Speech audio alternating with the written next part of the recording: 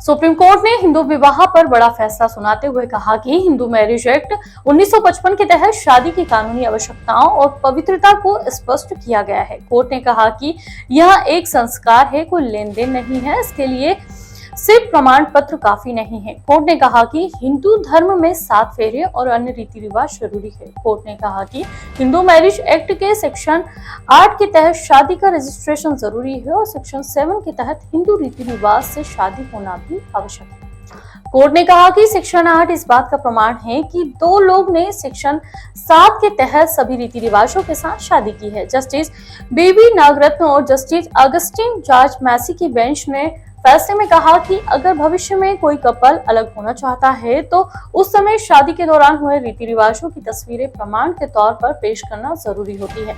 Bench ने कहा कि शादी कोई कमर्शियल ट्रांजैक्शन नहीं है, यहाँ महिला और पुरुष के बीच एक रिश्ता कायम करने के लिए एक जरूरी प्रक्रिया है ताकि दोनों मिलकर एक परिवार बनाए, जो भारतीय समाज की बेसिक इकाई है।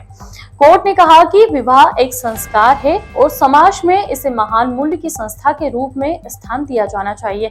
हम युवा लड़के लड़कियों से आग्रह करते हैं कि शादी करने से पहले इसके बारे में गहराई से सोचें कि भारतीय समाज में यह संस्था कितनी पवित्र है।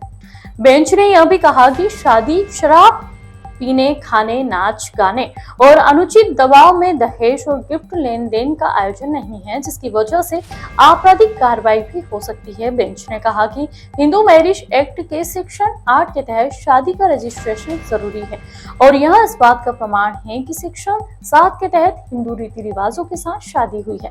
सेक्शन 5 में कहा गया है कि सेक्शन 7 के प्रावधानों के अनुरूप रीति रिवाजों के साथ शादी जरूरी है।